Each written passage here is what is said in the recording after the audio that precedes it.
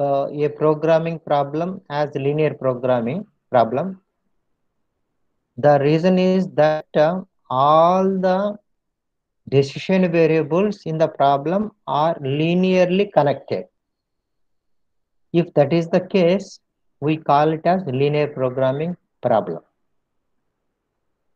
So, depending upon the Sir, nature. sir, Avila is waiting, sir. Okay. We have to accept. Okay, okay, okay. So, Shivaji has to accept.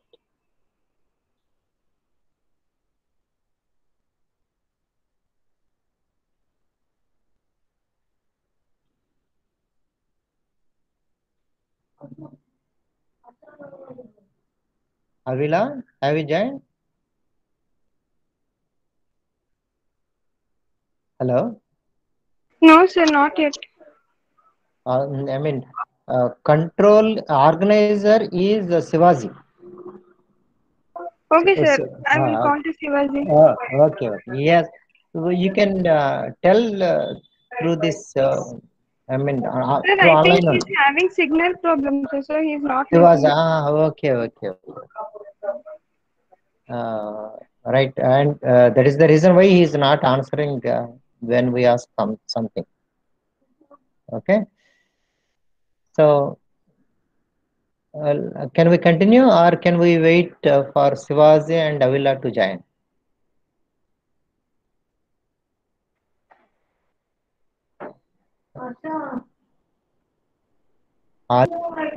Harika? Sir, before the class, sir, some Ah, doubts have. Sir, we are having a doubt on previous class, sir. yeah, yeah, yeah. So you can ask now. Sir, I did not understand fourth problem, sir. I mean, the conversion from primal to dual. Yes, Sir, please. Okay, can you share it? Can you tell where we got the doubt? Can you show where we got the doubt?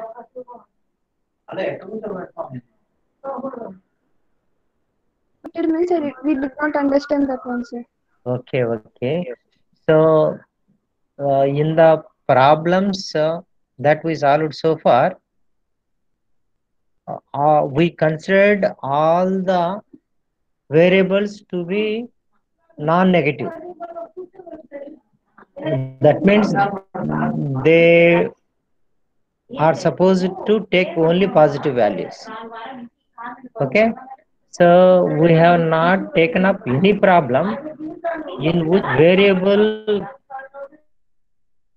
can also be negative.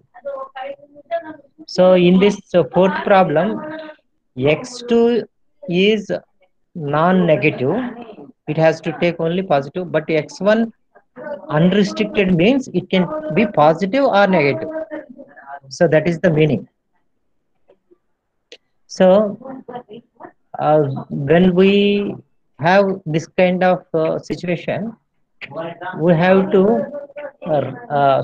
write x1 as x1 plus minus x1 uh, plus.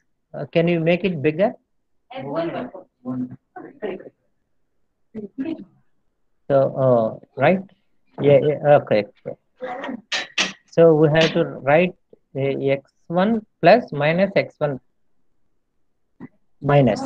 It is only notation. You need not worry about it.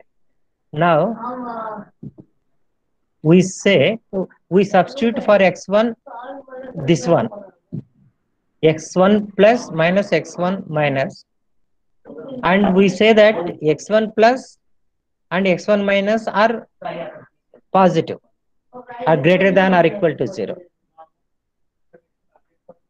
Okay, so we do not express the variable of x1 in terms of x1 only, but we express in terms of x1 plus and x1 minus.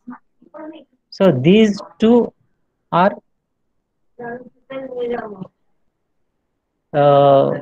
greater than or equal type. Okay, so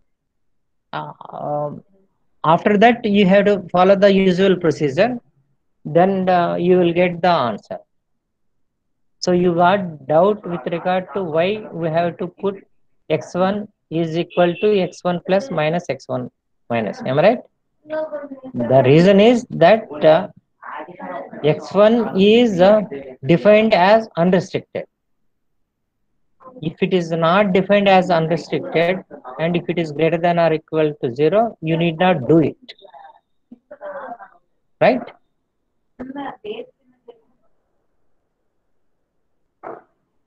Yeah, am I clear?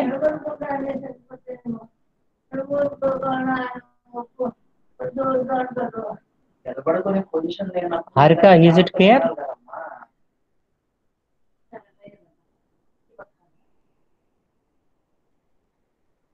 Have got doubts, can ask.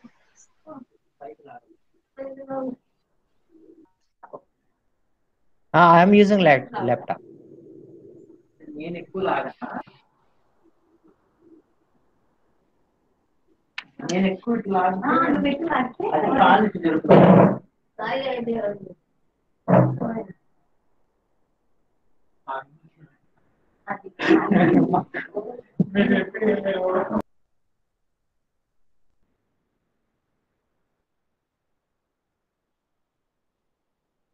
So I clarified the doubt for the fourth one. Do you have still doubts?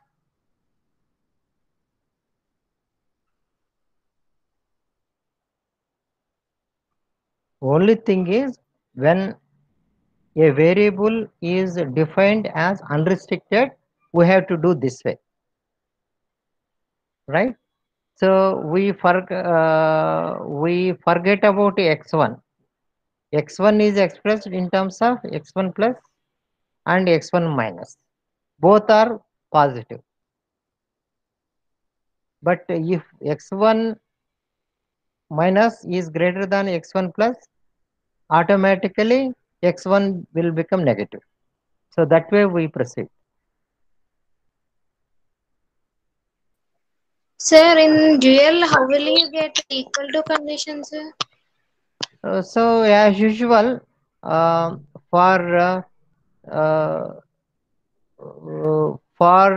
uh, for this one, are you able to see the cursor? Yes, sir. Okay. For this we get y1. For this we get y2, and for this we get y3. Right? So to write the constraints, let us consider x1 plus. Okay. So we have substituted x1 with x1 plus minus x1 minus, right? So we don't have x1 in the objective function. So if we take x1, we have to write like this. Here it is 1, coefficient is 1, right? y1, next here minus 1, minus y2 plus 4 y3 should be greater than or equal to 5. Is it clear? Yes, sir. The next one. Next one is minus y1 plus y2 minus 4 y3 should be greater than or equal to minus 5. Okay. So Okay, sir. according to convention, so if you consider some you multiply both sides with a negative sign, what will happen? The equation with cursor, It will become y1 plus minus y2 plus 4y3 greater than or equal to plus 5. Plus 5, right? So here it says greater than or equal to 5. Here it says less than or equal to 5. So what is the meaning of it? It means that it is equal to 5. Okay, So,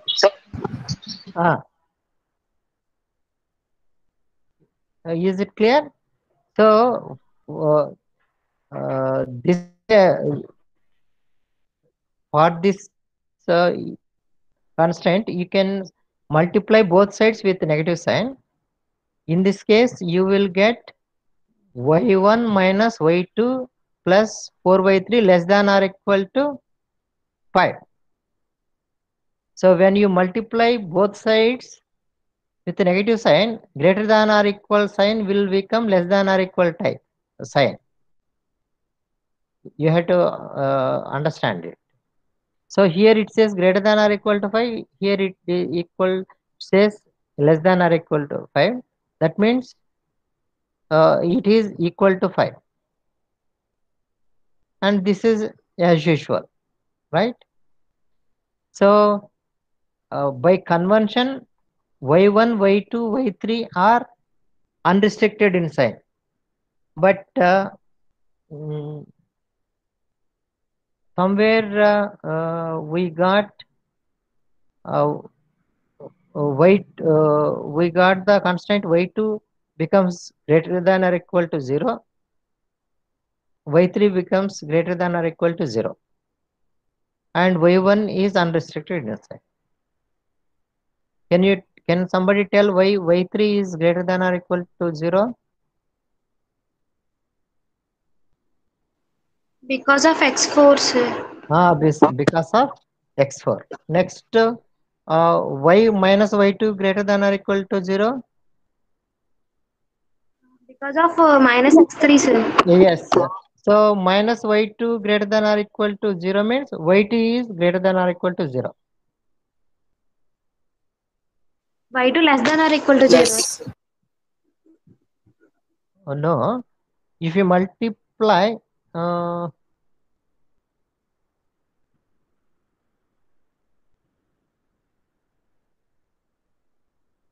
less than or equal to 0,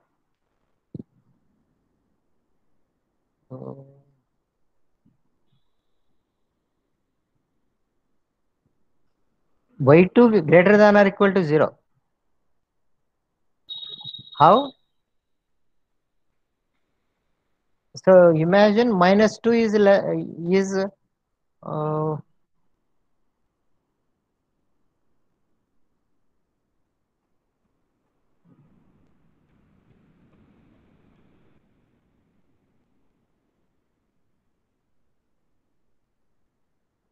imagine that minus y, we got minus y2 greater than 0 because of x3, right? Yes, sir. Okay. Then what should be y2?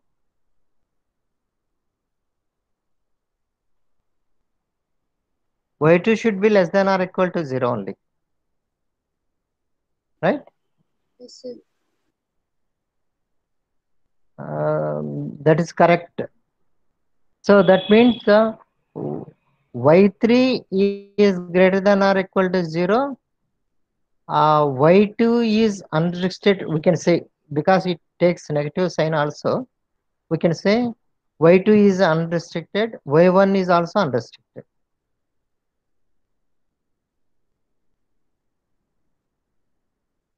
Okay. So the correction you have to make here is that y1 is unrestricted in sign. You can note it. y2 is also unrestricted in sign. Y3 is greater than or equal to 0. So we can't say y2 less than or equal to 0. If it is greater than or equal to 0, it is non-negativity. If something can take negative value, we can say that it is unrestricted inside. Okay, sir. So if you have any doubts, you can ask. It seems some have got confusion. Yes, Sir, in the third problem also, sir, for y1 minus y1. Okay, it is less than or equal to 0, then it will become y1 greater than or equal to 0, because if you multiply on both sides with negative sign, y1 less than or equal sign gets converted into greater than or equal to sign. Y1 is equal to greater than or equal to 0. It is all right. Then how y2, sir? Y2 because for x4, so are you seeing the cursor? Yes, sir. For x4. Okay. Corresponding to this 1 y2, here it is 0. There is no x4. Coefficient for x4 is 0. So y2 greater than or equal to 0. Sir, for dual programming, we convert that to less than, right, sir? No, For no. Maximum, for maximum objective function, all the constants will be less than. Okay, sir.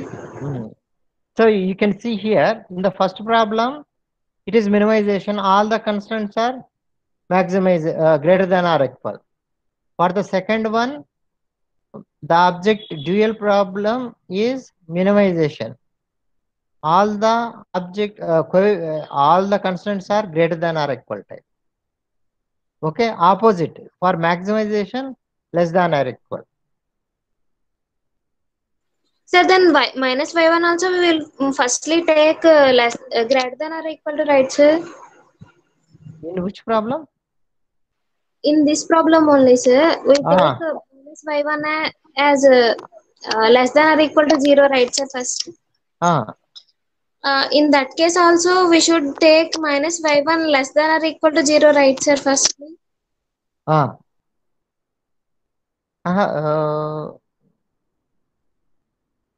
Why we got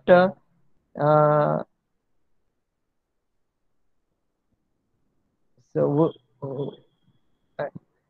I mean, are we talking about third problem?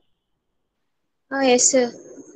So why we got minus y greater than 0 means here the coefficient of x1, x3 is minus 1. Okay, so minus 1, there is no coefficient for x3, it is 0. So minus 1 by less than or equal to 0, because all the constants should be less than or equal to 0 in the dual. Okay, sir. Then y2 also we take first less than only, right, sir? All because of less than. No, y2 here, y2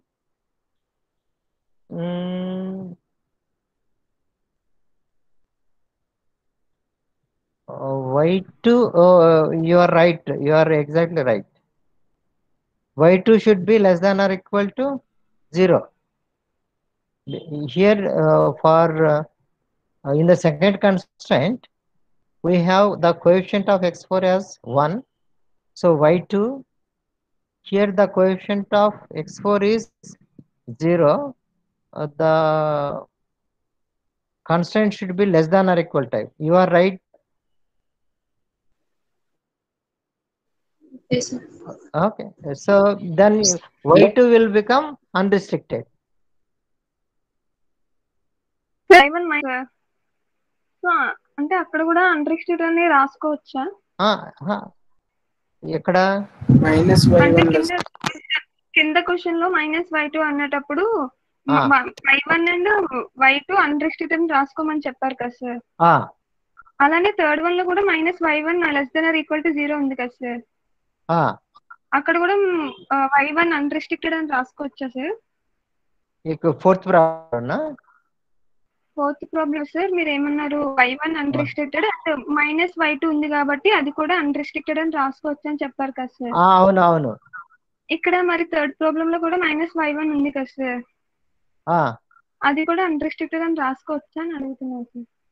లేదు లేదు, -y1 <= 0. Then if you multiply both sides with negative sign, y1 will become greater than or equal to 0. అంతే కదా. y2 is unrestricted, y1 is non-negative. ఇప్పుడు y2 అనేది తప్పు పడింది, actual <= ఉండాలి ఇక్కడ. క్లారిటీ రాలేదా? అన్రిస్ట్రిక్టెడ్ కండిషన్ కొట్టుకుంటాం అది బై డిఫాల్ట్ అన్రిస్ట్రిక్టెడ్ కాదంటే ఇప్పుడు ఫస్ట్ ప్రాబ్లంలో చూడండి, y1 greater than are you seeing the first problem? So ఇక్కడ బై డిఫాల్ట్ y1 y2 వచ్చేసి అన్రిస్ట్రిక్టెడ్. కాదంటే ఇక్కడ x3 ఉంది, x3కి y1 దాని coefficient 1, y1 should be greater than or equal to 0 అని వస్తుంది ఒక కన్స్ట్రైంట్ కి. అదేవిధంగా x4కి coefficient 1, so 1 y2 greater than or equal to 0 అనేది వస్తుంది. వచ్చాయి కాబట్టి they are not unrestricted, they are non negative. ఇవి రాకపోతే అవి ఆటోమేటిక్గా అన్రిస్ట్రిక్టెడ్. ఇక్కడ మీరు అబ్జర్వ్ చేస్తుంటారు చూడండి, 10th point, all variables in dual are unrestricted in sign unless otherwise specified by other constants. So దీంట్లో ఫస్ట్ దాంట్లో కన్స్టెంట్స్ వల్ల తెలుస్తుంది y1 should be greater than or equal to 0, y2 should be greater than or equal to 0, లేకపోతే అవి unrestricted.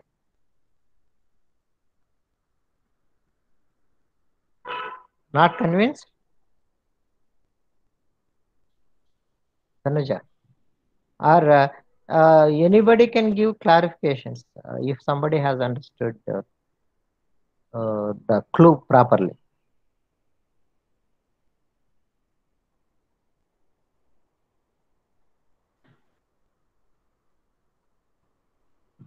అదే యాక్చువల్గా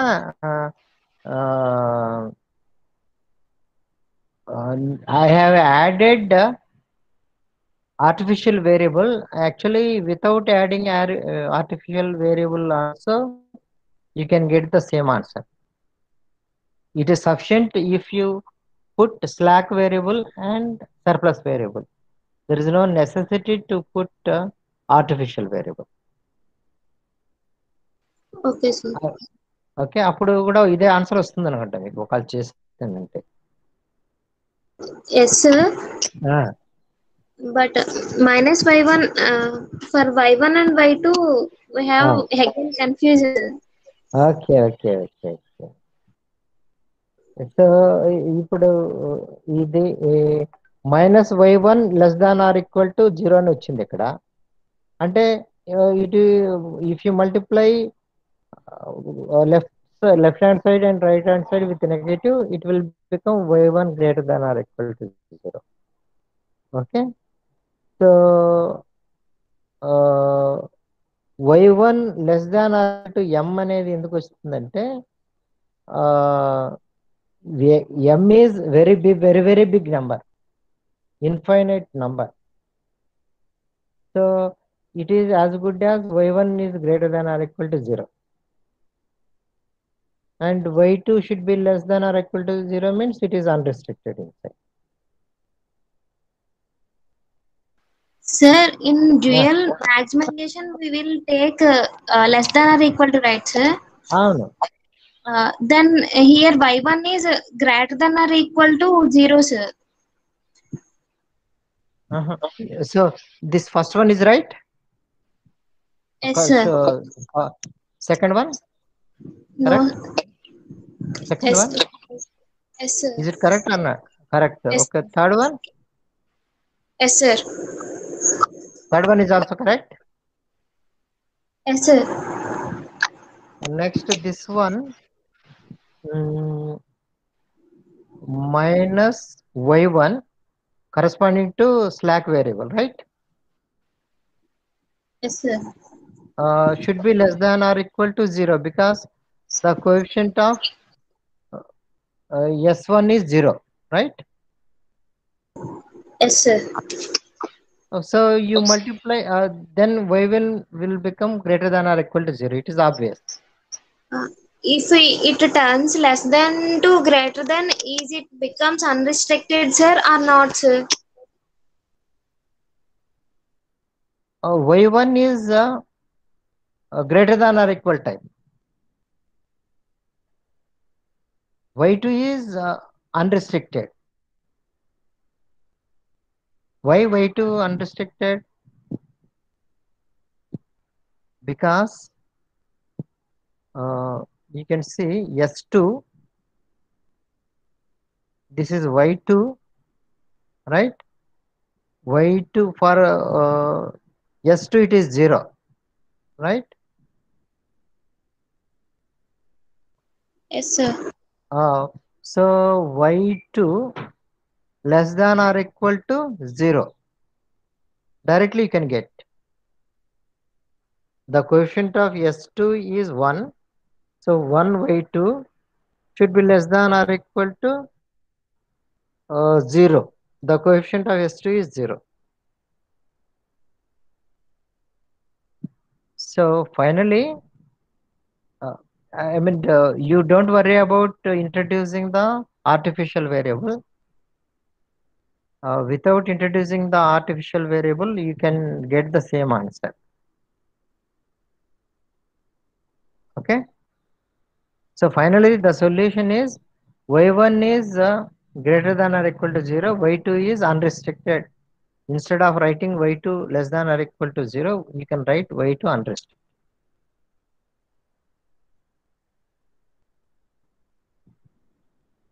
So have all the students got everything clear? Or I hope you got some doubts and you are testing to ask the doubts in proper way. Am I right?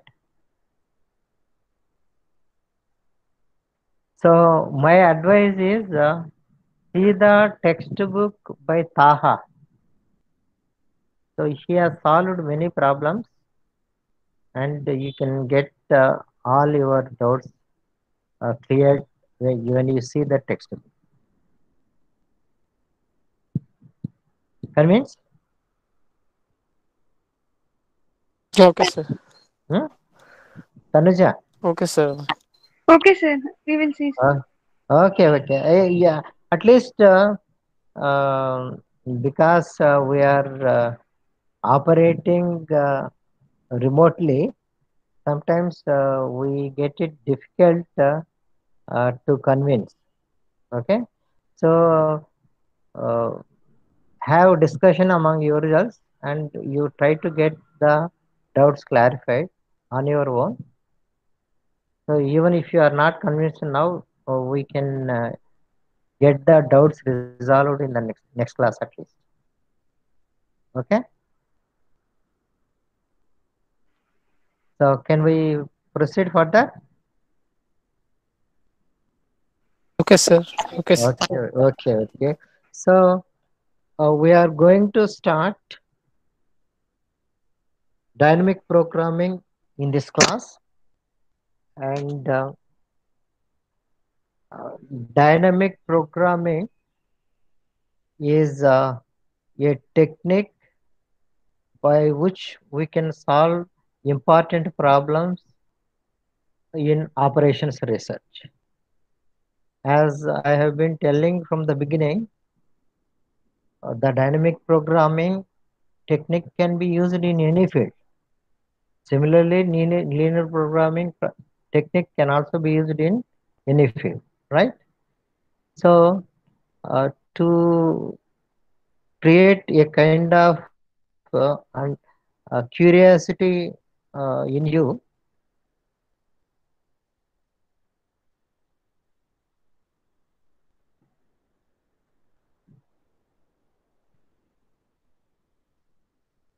So I will share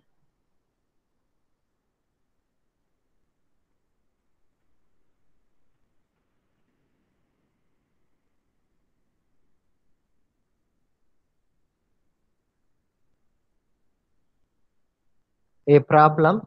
Okay. So we will understand the theoretical aspect as we proceed. So right now, you just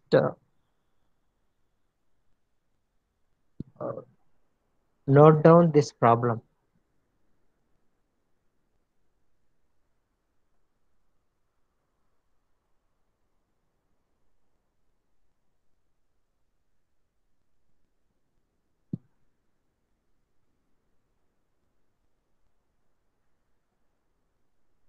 So is it clear? Is it visible? Yes, sir. So all of you please note this problem.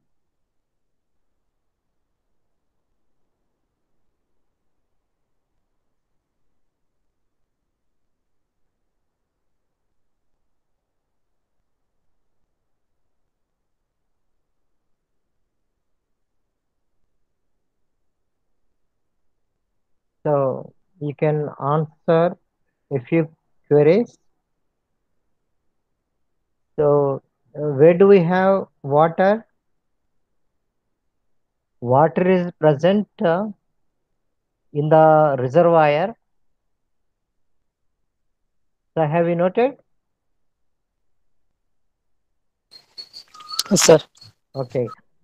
So all of you listen to me. We will understand the problem collectively. So there is a reservoir. In the reservoir, 6 TMC of water is present. From the reservoir, 3 canals are taking off. One canal supplies the water to hydropower. Second canal supplies the water for irrigation, and third canal supplies the water for water supply, drinking water supply. Okay, so water can be released in round figures only. We have to release the water in round figures like 0, 1, 2, 3, 4, 5 or we can't think of releasing 1.5, 2.2 or 1.2 like that. Fractions are not allowed. And the returns from releasing the water for different purposes are also given. In the table, user 1 refers to hydropower generation, user 2 refers to irrigation, user 3 refers to drinking water supply. Okay. So, if we consider irrigation, when irrigation usage, you can see what is the return if we supply 0 quantity, the return is 0. If we supply 1 unit, the return is 5. If we supply 2 units, the return is 6. So if we supply 3 units, the return comes down. If we supply 4 units, we will get negative returns. If we give 5 units, we will get negative returns. If we give 6 units, we will get negative returns. What can be the reason? Because of submersion. If we give excess water, instead of getting a benefit, we will get loss. So that is the meaning. Okay. So similarly, the returns from supplying water to hydropower and drinking water supply are also given. So we have to find the best release policy. That means how much water should be released through canal 1, how much water should be released through canal 2, and how much water should be released through the canal 3. So the total release from the 3 canals should be 6. Okay. So if you if you give all the 6 units to irrigation, you will be getting negative returns. You will not get any return from hydropower. If you give 0 quantity to hydropower, you will get 0 return. If you give 0 to drinking water supply, you will get 0. So we have to give proper quantities to 3 users. So can you think over for a while how we can tackle this problem?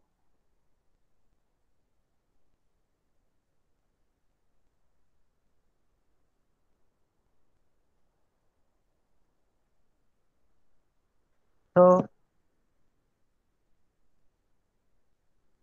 has any student got any clue or idea? Very simple. We have 6 units, 6 TMCFT of water in the reservoir. The water should be supplied through 3 canals. So from the first canal, we supply the water for hydropower. Through the second canal, we supply the water for irrigation. Through the third canal, we supply the water for drinking water. So how should we allocate the water 6 TMC to 3 purposes or users? Is it not looking like simple problem?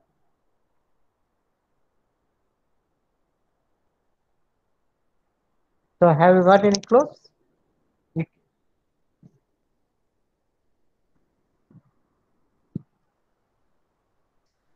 Average subject.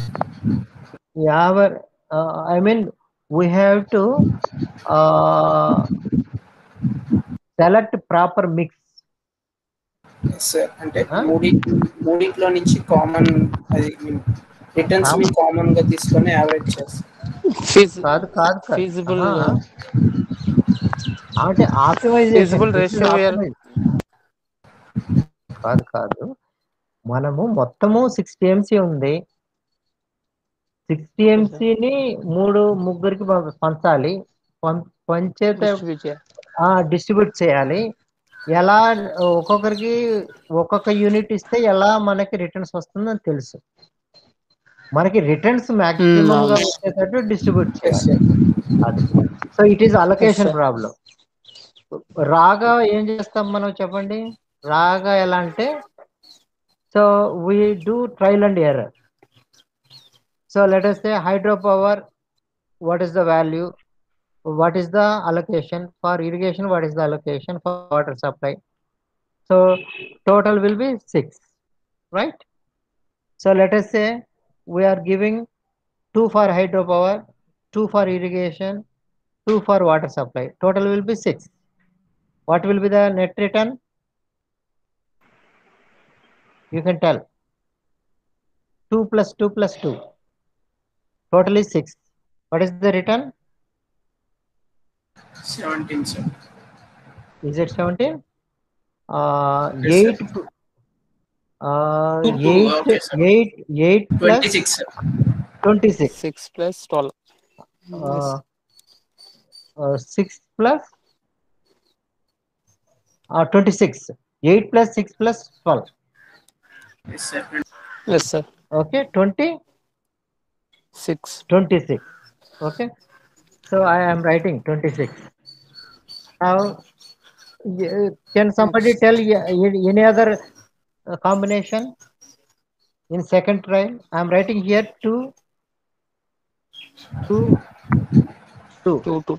Second one, 1, 2, 3. Will be right. 30. 1, 2, 3. 2, 3. Or 2, 1, 3. Totally 6. What is the net return?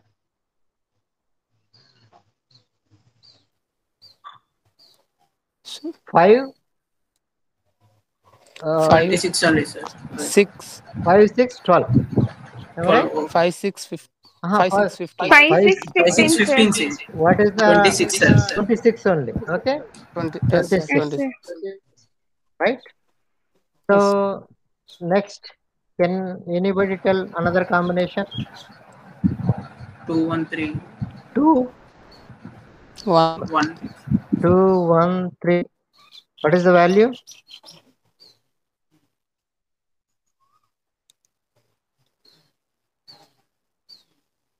Two, 1, 3. What is the value? Table. 28. 21. 8 plus 5. if there is a problem, you can divide that problem into sub problems. The solutions of sub problems will lead to the solution of the bigger problem. Okay. So the problem can be divided into sub problems, or the problem can be divided into stages. So the number of sub problems is equal to the number of variables, or the number of stages is equal to number of variables. In this problem, how many variables are there? There are 3 variables: release for hydropower, release for irrigation, and release for water supply. So in stage 1, you find the release for irrigation. In stage 2, you find the release for in the stage 1, you can find the release for hydropower. In the stage 2, you can find the release for irrigation, and in the third stage, you can find the release for water supply. Okay. So you have to do the calculations stage wise, and in each stage you will be finding out the release for one purpose, right? So I have given the solution here, right? So you can easily understand the solution. You try so you can see here the solution. Total return is 28. Water allocated for user 1 is 2. Water allocated for user 2 is 1. Water allocated for user 3 is 3. So you can see in the last table we have found 28, right? So the calculations are made according to the stage, right? So try to understand this one. It is simple. By applying your logic, you can easily understand, right? So by the time we meet in the next class, I advise you to solve that problem and to understand the solution completely. And if you are going to get any doubts, get the clarification from each other. Otherwise, I will be clarifying your doubts in the next class. And you be prepared to present the solution on your own if you are asked. Okay. So Okay, sir. okay. And it seems you got class at 2 o'clock. So we stop here. And this is also worked out example in one of the textbooks. If you do not understand what I have presented in this file, you can also refer to the textbook. So try to understand on your own. It is not a big deal. You can easily understand, right? Yes, sir. Okay. So thank you all. We'll meet in the next class. Thank you, sir. Okay. Thank you, sir. Okay. Thank you all. So I will be sharing this file. Okay, sir. Okay, sir. Okay. Bye. Bye, sir. Bye everyone. Bye, sir.